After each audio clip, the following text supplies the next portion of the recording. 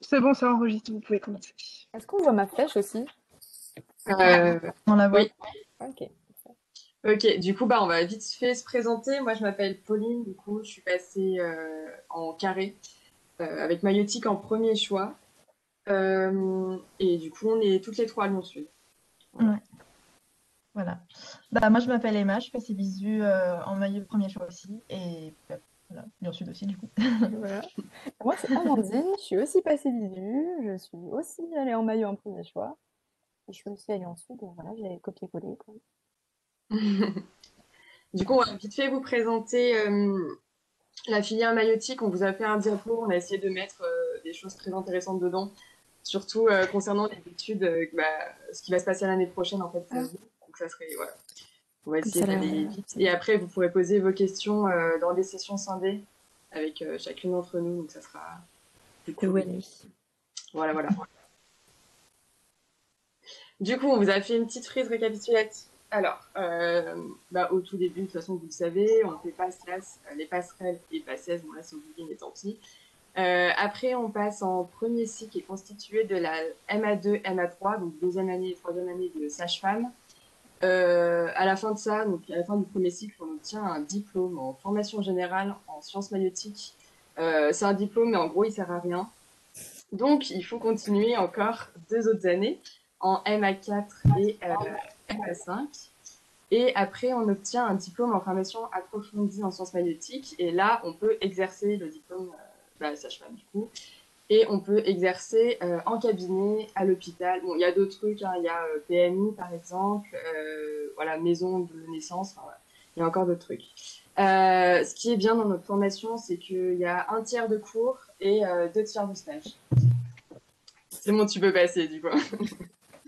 Donc C'est là, voilà, beaucoup. magnifique diapo de bébé. Heureux, voilà, c'est mignon. Et Même Jamie, sage-femme, hein. ouais, c'est quoi une sage-femme du coup? Alors, c'est un homme ou une femme. On est un petit peu plus de 23 000 sages-femmes en France, dont 2,8% qui sont des hommes. Bon, je crois qu'en UE6, pour les PACES, vous n'obtenez pas vraiment ce chiffre, du coup, vous ne le retenez pas, mais c'est comme ça, c'est à jour. Alors, qui exerce? Donc, c'est une profession qui est médicale, donc pas paramédicale. Bon, c'est beaucoup, il y a beaucoup de tort là-dessus, mais voilà, du coup, c'est bien médical parce qu'on a le droit de prescription, donc ça c'est cool. Son champ d'intervention, c'est les femmes et les nouveau-nés en bonne santé, l'accompagnement des familles et le suivi de la femme tout au long de sa vie. C'est vraiment centré surtout sur la femme et le bébé. Et du coup, là, on vous a résumé les compétences de la sage-femme. Donc, vous voyez, il y a beaucoup de choses. Et chaque année, on a des nouvelles choses. Donc là, on a eu par exemple l'IVG qui a été autorisé cette année, par exemple. Euh, Instrumentale. Instrumental, exactement, merci Amandine. Et voilà. Et l'instrumental, c'est en test. Enfin, en gros, ils vont Ouais. tester pendant 2 ans si c'est utile de donner cette compétence aux sages-femmes en plus ou pas. Voilà. Et C'est du pas coup, sûr que ça reste. ouais, toutes les années, on a des nouvelles choses et du coup, on commence à avoir beaucoup de domaines de compétences. C'est ça. Alors du coup, commençons à organiser les études. Déjà, est-ce qu'on m'entend mieux comme ça? Ouais, c'est super. Oui, ok, Ouais. parfait. Alors c'est un petit peu flou, je sais pas vraiment si ça va aider les passes, mais du coup le NC 2021 pour les passes donc de cette année est de 22 places pour Lyon Sud et pour Bourg-en-Bresse. Donc c'est pas voilà.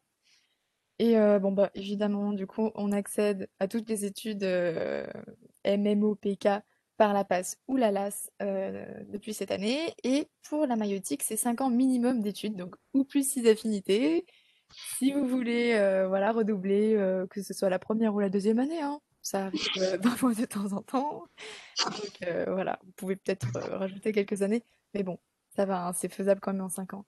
Mais et plus si affinité, c'est aussi genre on peut poursuivre les études. Il n'y a pas que le Ah oui redoublement. aussi, pardon. Pas que pour redoubler. Désolée, je me sens un petit peu. T'inquiète. Voilà. Et oui, parfois ça peut être plus, hein. Voilà, vous pouvez continuer, enfin on en parlera plus tard, mais doctorat si vous voulez, enfin vous pouvez vraiment avoir un accès beaucoup plus large aux études. Et du coup, pour le NC de l'AS, on ne connaît pas, enfin, on connaît pas en fait les numérus apertus pour passer l'AS. On ne sait pas encore. Voilà.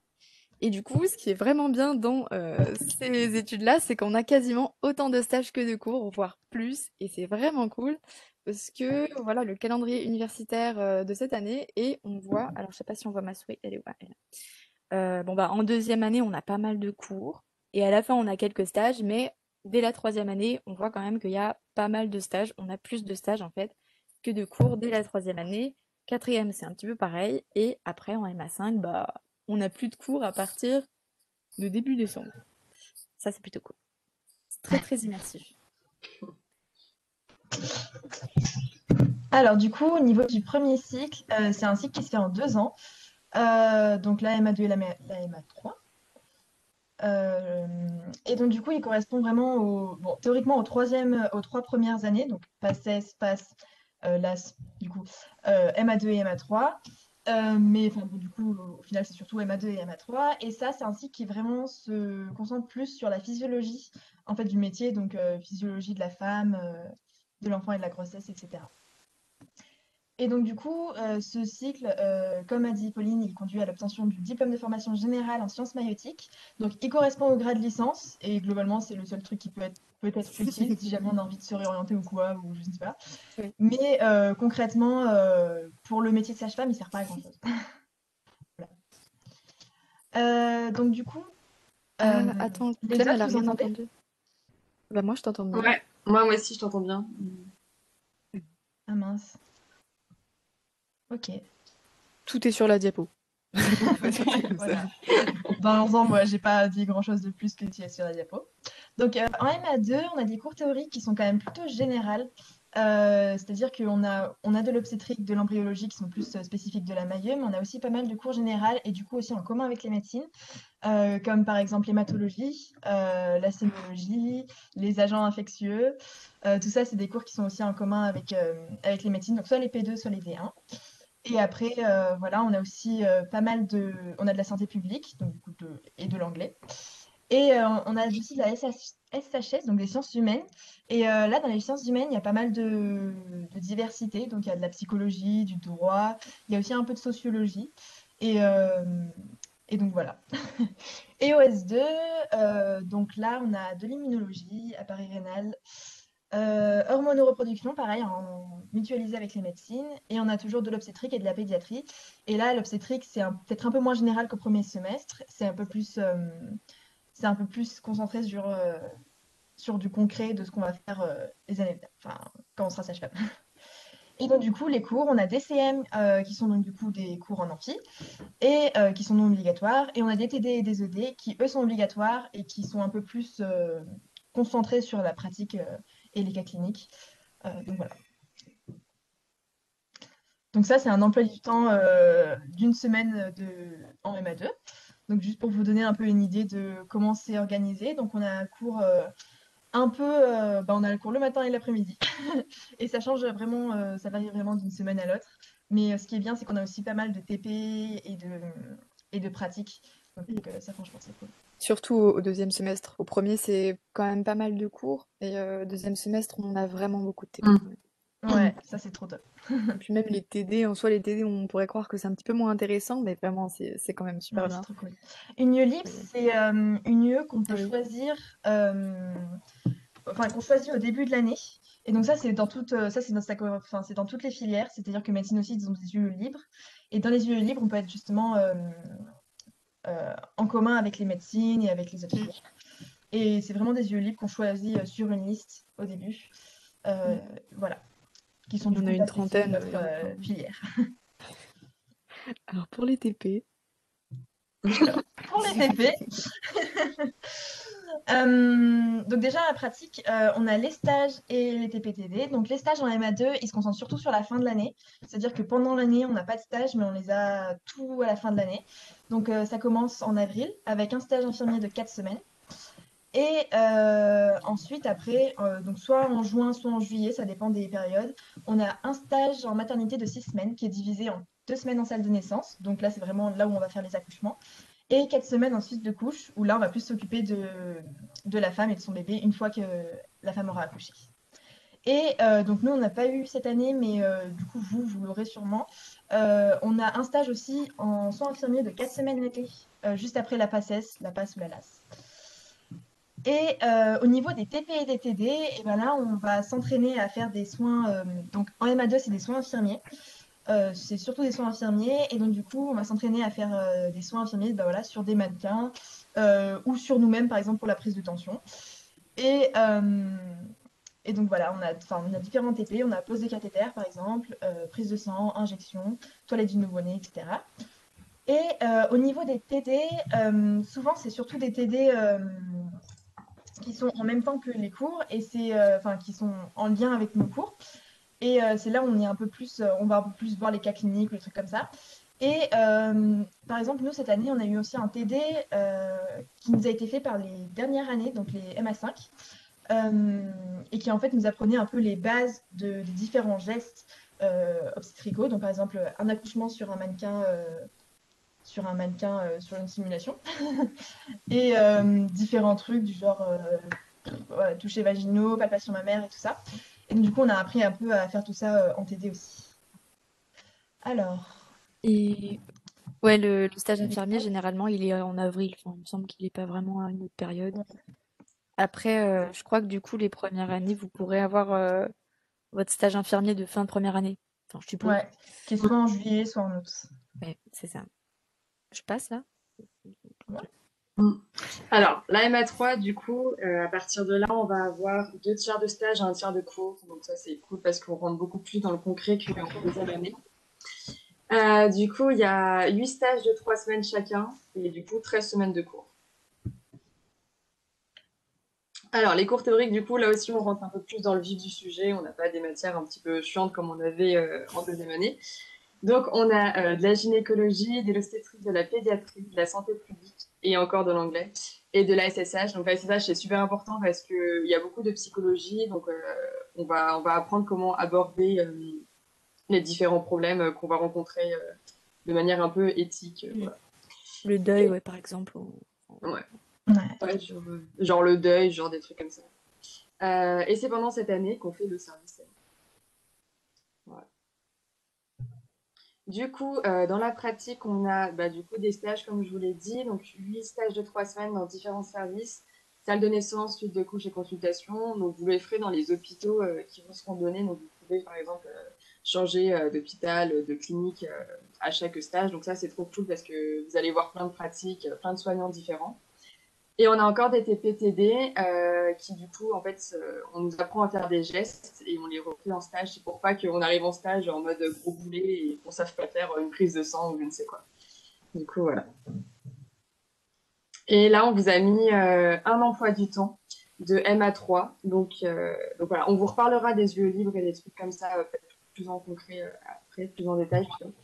Et du coup, voilà. Donc là, on voit que c'est quand même beaucoup plus concret qu'en deuxième année, parce qu'il y a beaucoup plus de gynécologie, d'obstétrique et tout, de pédiatrie, donc c'est quand même plus cool. Voilà. Et puis par exemple, enfin, j'aime bien regarder un petit peu les emplois du temps.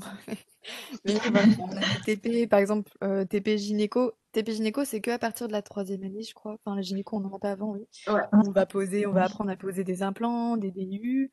Ou par exemple, le TD, voilà, c'est pas pénible, hein, TD. On va parler du projet de naissance avec les parents. Enfin bon, pas avec des parents, mais on s'imagine. Tu vois, s'imaginer. Et, enfin voilà, c'est quand même très immersif, c'est vraiment cool. Ouais. C'est des cours qui sont vraiment sympas à suivre.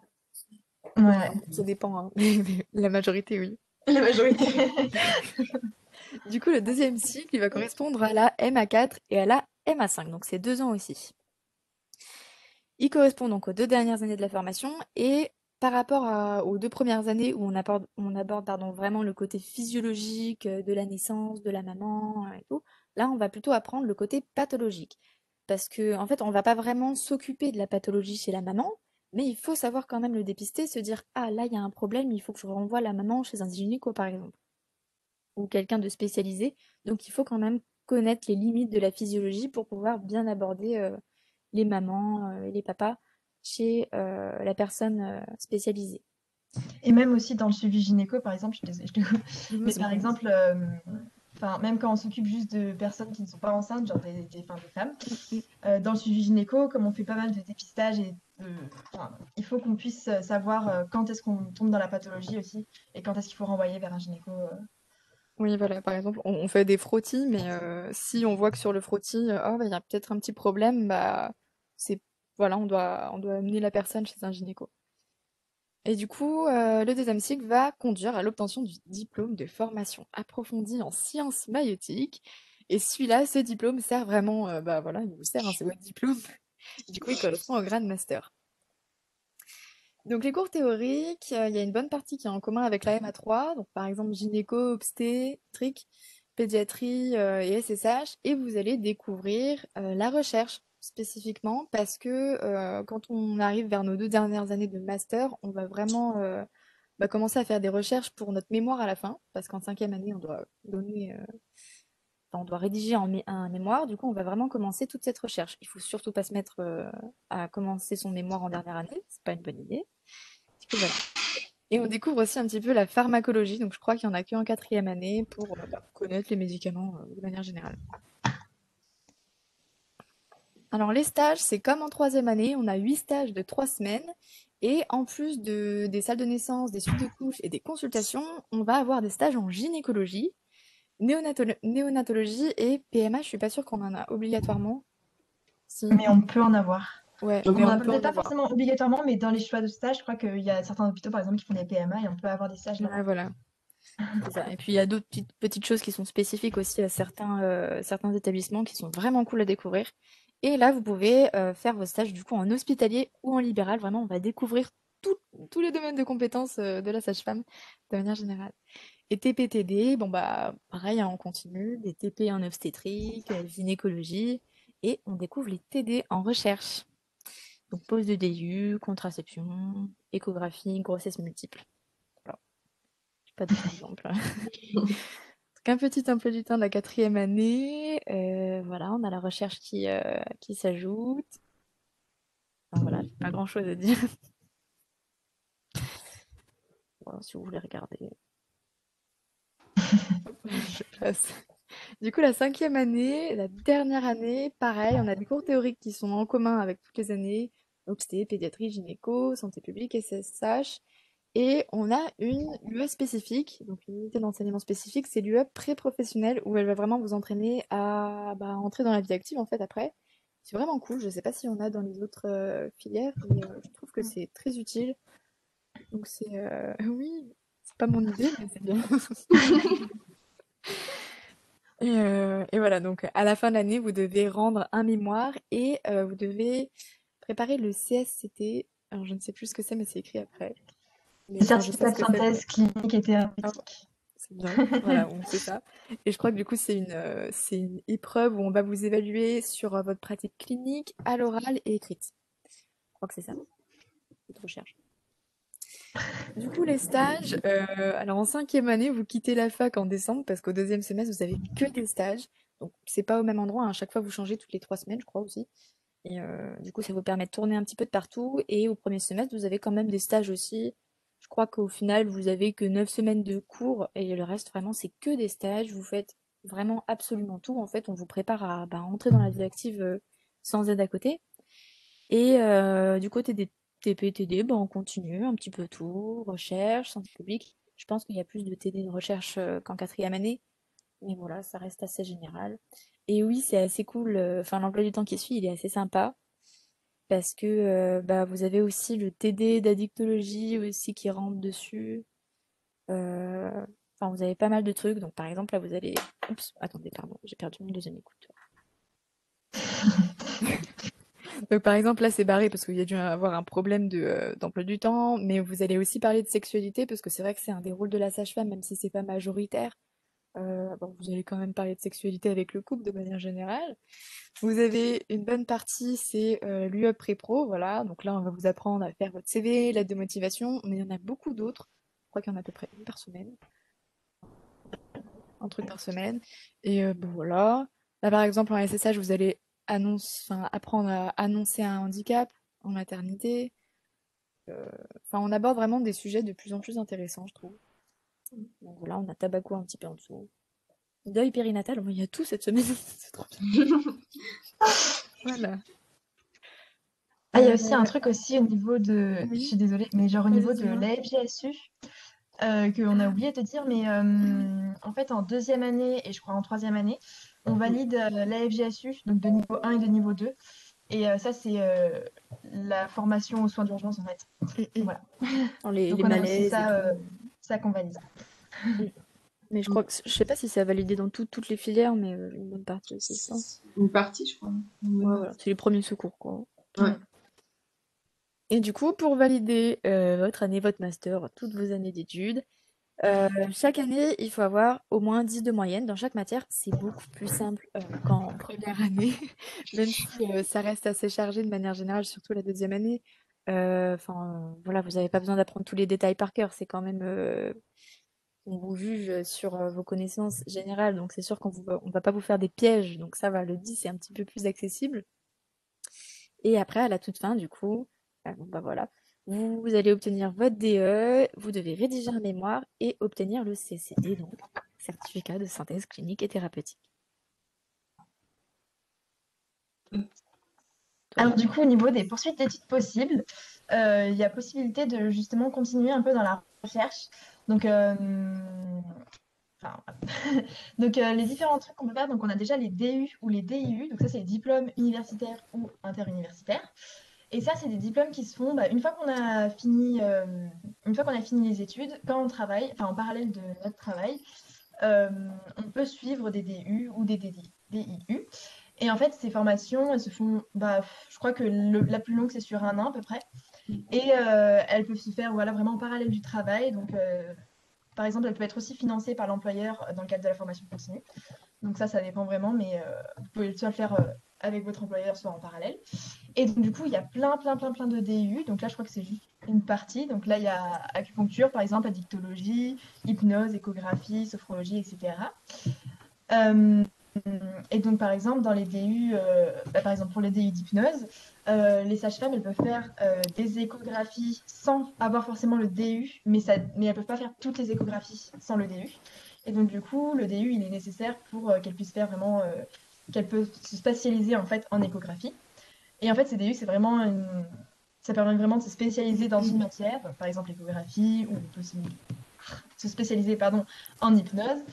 Et, euh, et du coup, voilà, l'échographie, par exemple, elles peuvent faire un DU d'échographie pour devenir sage-femme échographe. Et ensuite, elle fera beaucoup, par exemple, elle sera vraiment spécialisée là-dedans et du coup, elle fera beaucoup d'échographie. Mm. Et ce ne sera pas sa responsabilité propre. Enfin, elle sera un peu plus couverte avec le DU Ouais, si elle fait, si elle légalement fait de parlant. l'échographie. Voilà, c'est ça. Et oui, en fait, c'est vraiment une porte d'ouverture pour votre métier. C'est vraiment une sorte d'évolution. Enfin, Mm. on en reparlera après, mais c'est bien. Voilà.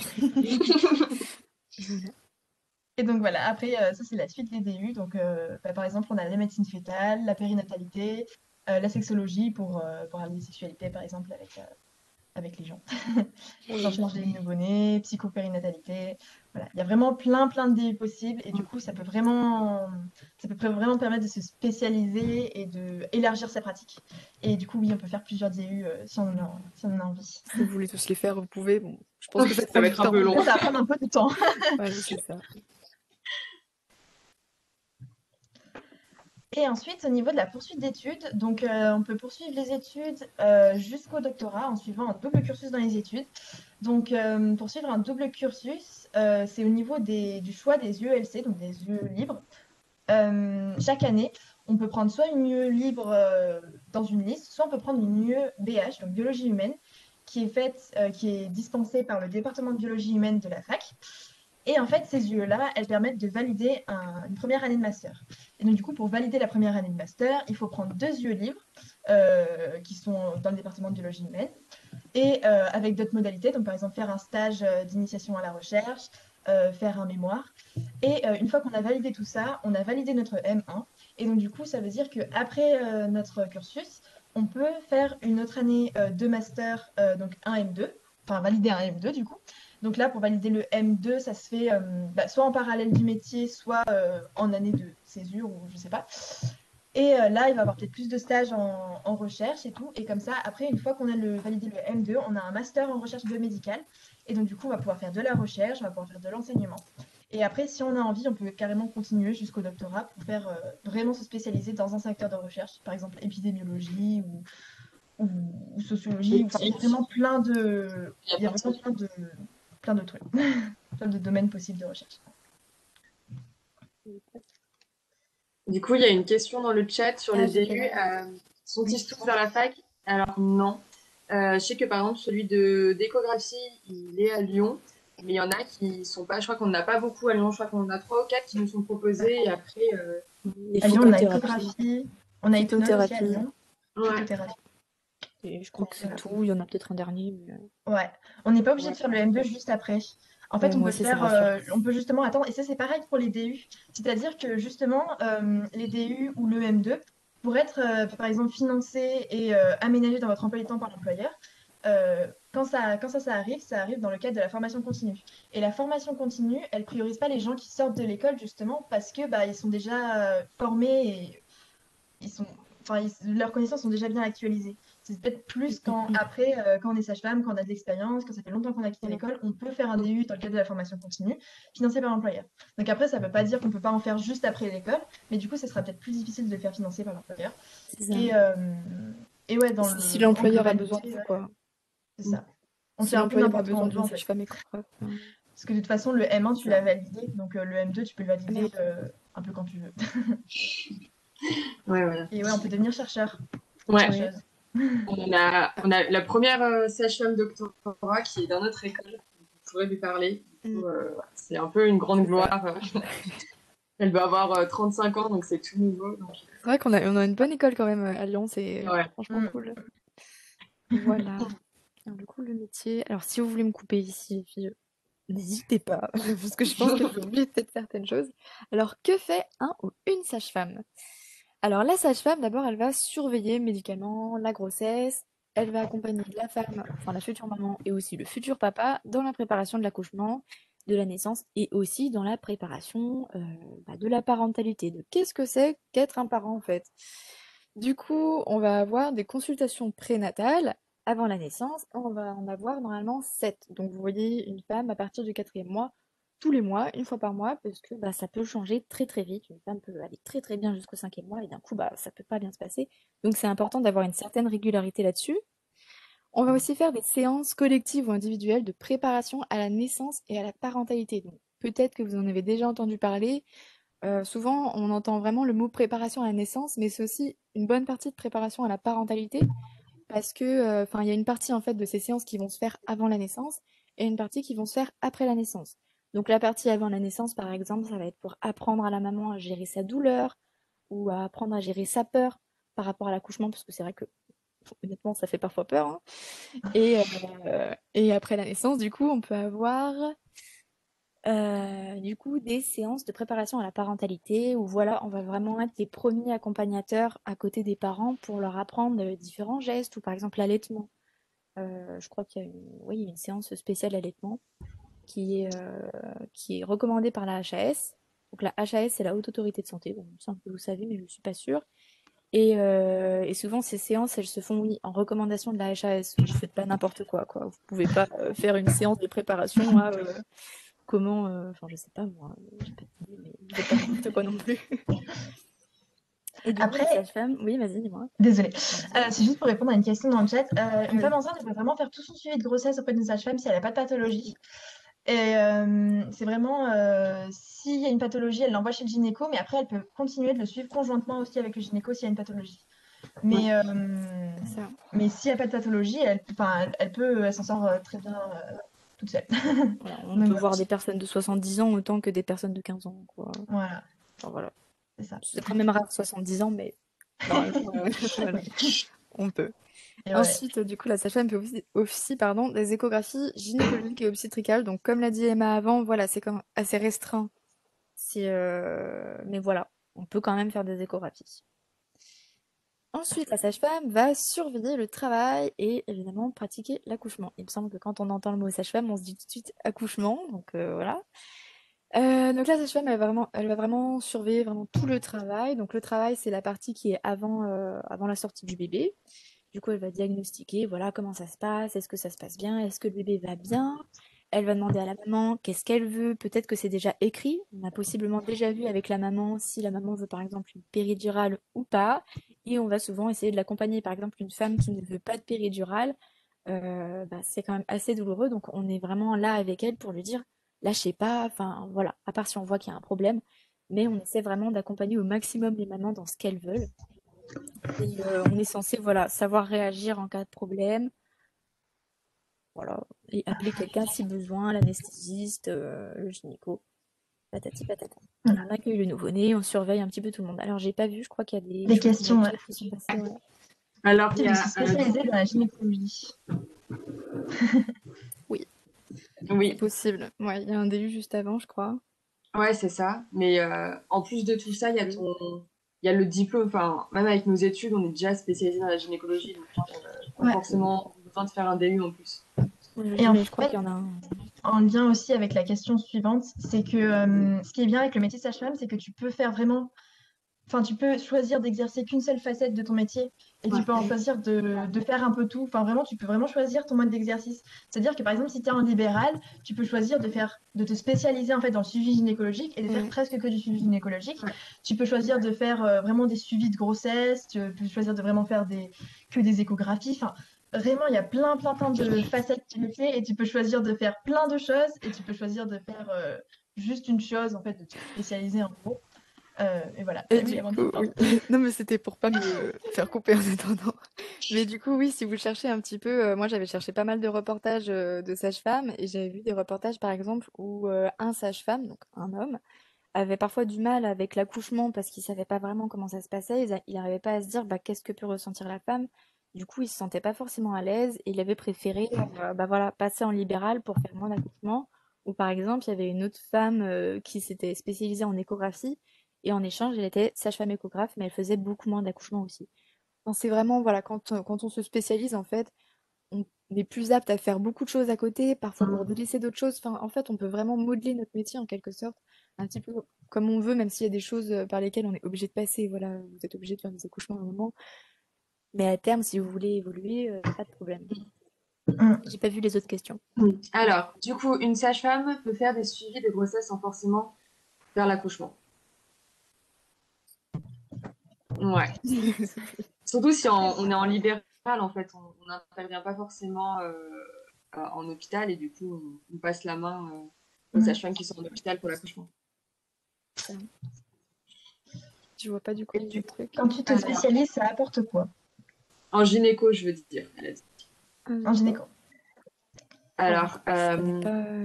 bah, du coup, en fait, te spécialiser, ça te fait des connaissances en plus. Et c'est vrai que Mhm. quand tu fais des actes, bah, tu es responsable de tes actes. Et du coup, bah, forcément, si tu as plus de connaissances dedans, c'est quand même mieux. Mais après, je sais que le DU gynéco, il n'est pas forcément top. Enfin, moi, des échos que j'ai eus. Du coup, voilà. En gynéco, effectivement, pas en gynéco, en échographie, on voit mieux enfin, à quoi ça sert un DU d'échographie. Mais c'est vrai qu'en gynéco, ça dépend. Voilà, si tu as envie d'avoir plus de connaissances ou pas dedans. Mais après, oui, DU gynéco, ça permet pas de devenir gynéco. Il y a vraiment une Ouais, différence quand même. non, ça c'est sûr. Ouais, ça c'est Parce que sûr. gynéco, c'est quand même 10 ans d'études, c'est pas comme nous. Ah, voilà. Bah, surtout que c'est vraiment notre domaine de compétence, quoi. Nous, c'est vraiment la Mm, physiologie. Le gynéco, il a vraiment étudié la pathologie, quoi. c'est ça. On peut faire du Après, par libéral pour exemple, du suivi et de l'accouchement en maternité.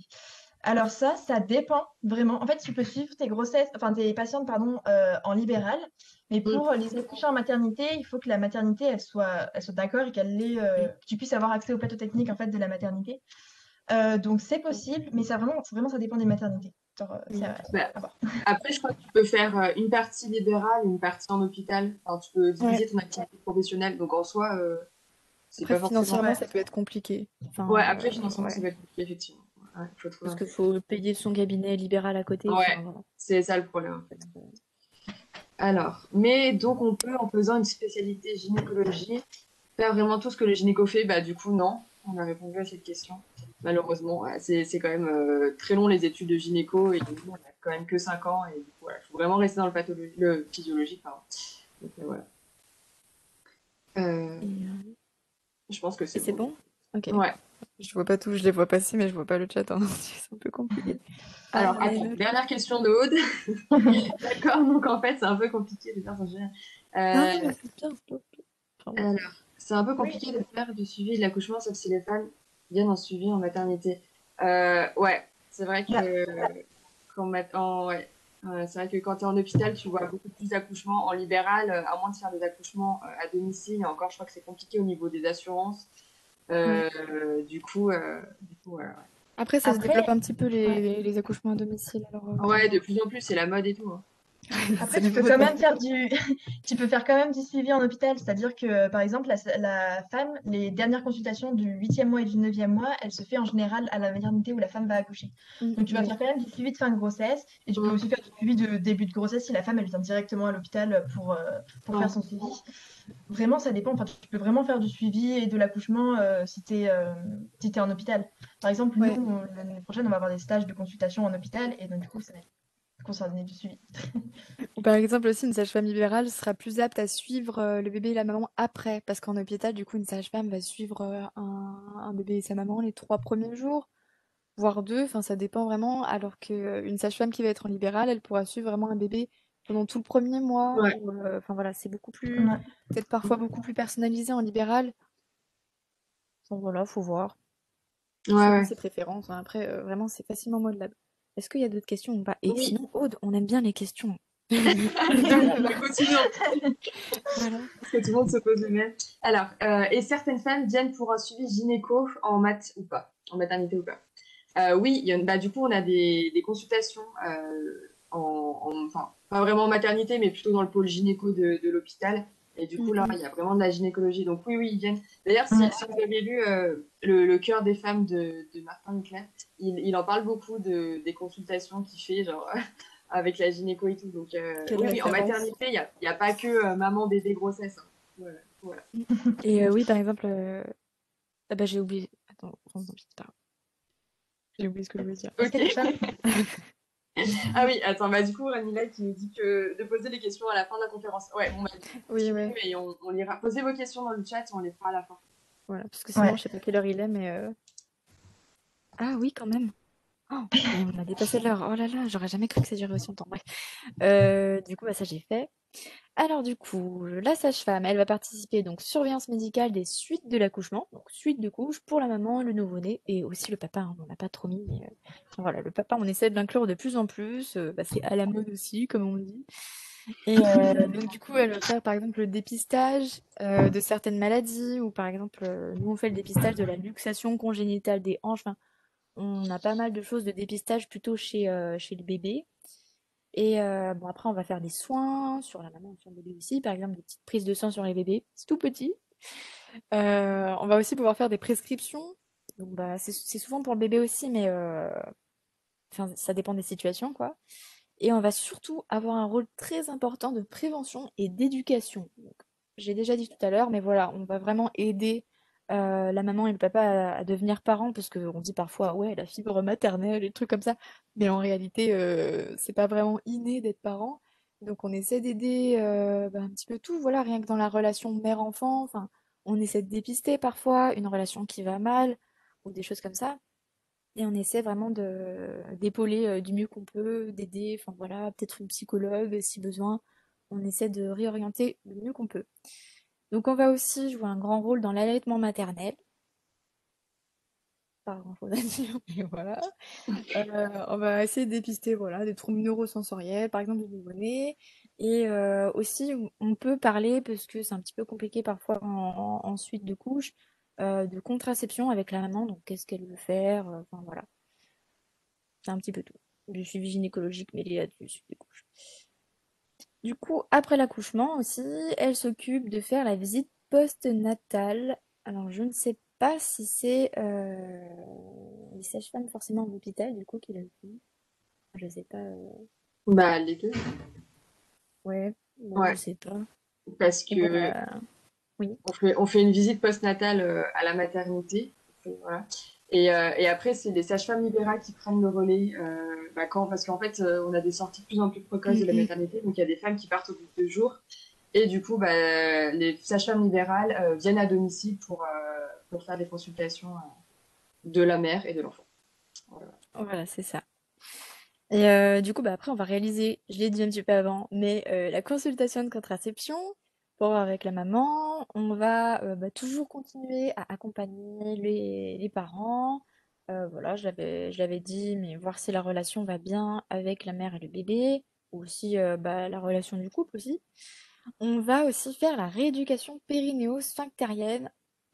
Donc voilà, s'il y a eu des petits problèmes de déchirure.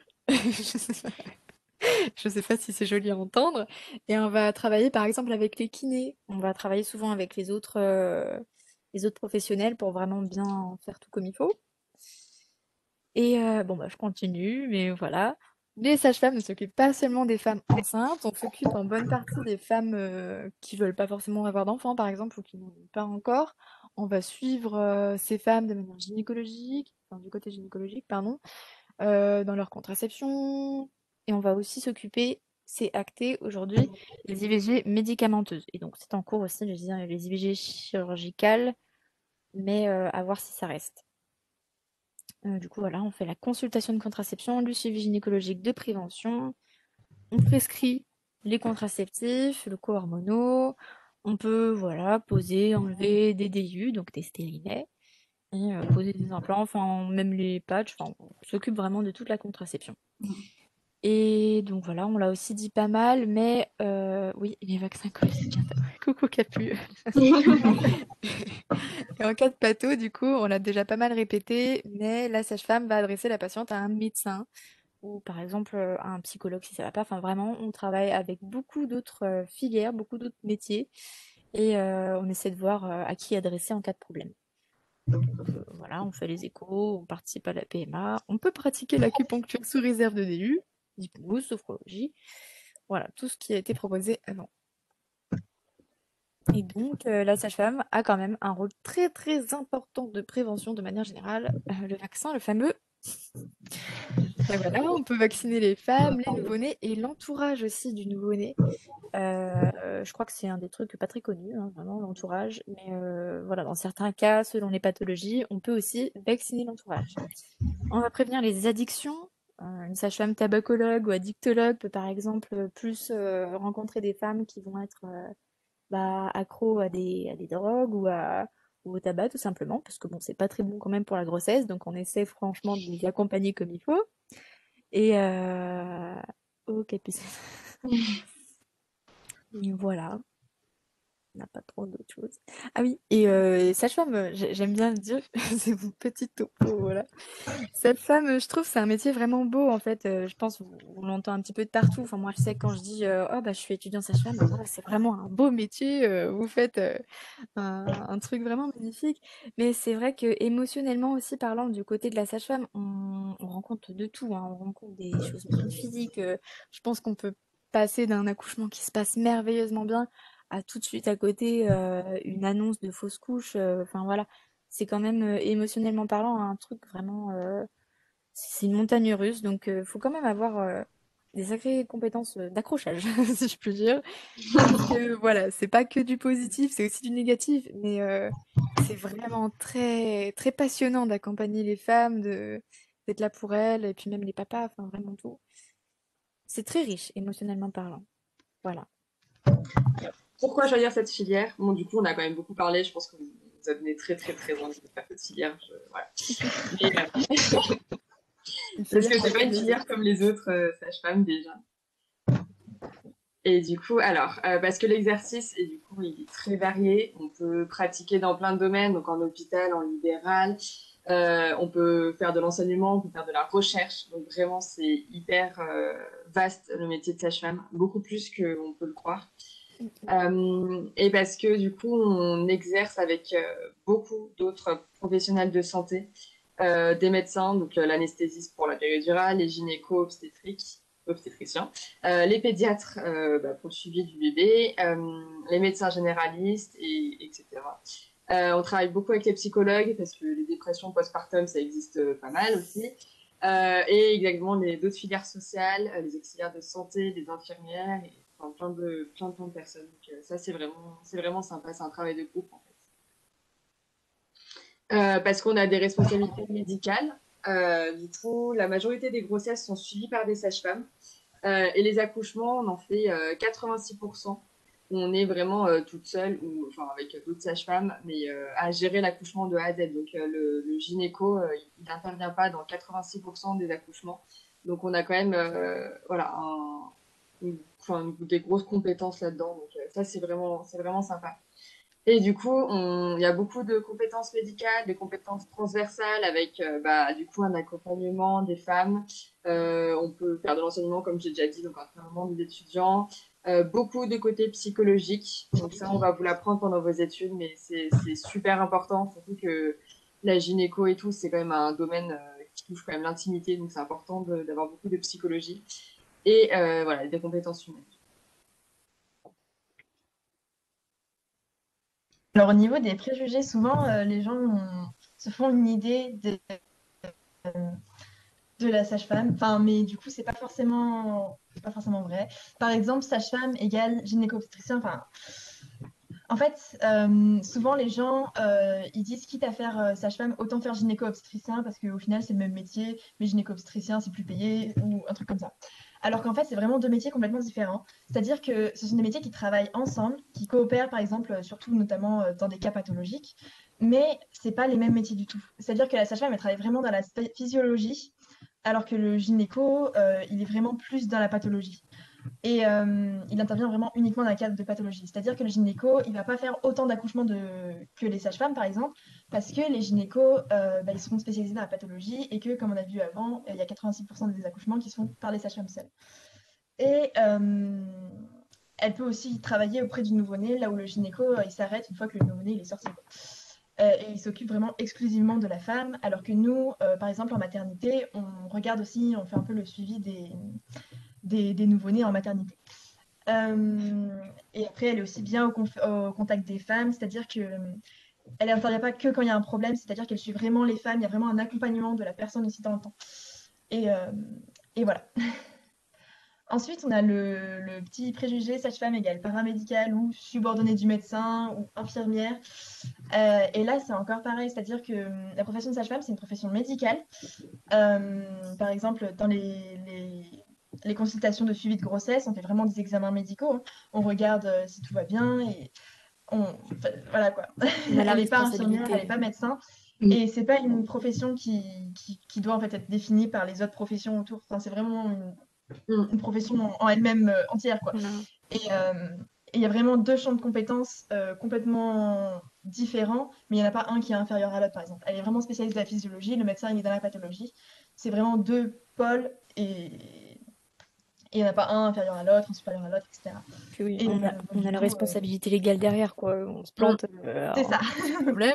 Voilà, faut vraiment tout acter. Par exemple, on nous le répète dans nos TP, mais on fait quelque chose, faut l'acter vraiment parce que au niveau légal, on peut vite avoir des problèmes, quoi. Enfin, je sais pas, hein, mais, mais en tout cas, de ce que j'ai l'impression qu'on nous dit, enfin voilà, faut faire attention à cette responsabilité aussi. Je te laisse continuer, moi. Du coup, j'ai fini pour cette diapo. Ok. Troisième. Ensuite, autre préjugé, c'est sage-femme égale que accouchement. Donc ça, c'est souvent dû au fait qu'on ne connaît pas forcément très bien ce que fait les sages-femmes. Beaucoup plus que les accouchements, c'est-à-dire que du coup, on fait le suivi gynécologique à tout âge, comme on a déjà dit. On peut avoir un cabinet d'échographie, on peut travailler dans un centre de PMA, PMI, on peut être chercheur, on peut être professeur. Et si l'accouchement, c'est vraiment un point fondamental du métier, on n'est même pas obligé, enfin, si on est en libéral, on n'est même pas obligé de le faire, en fait.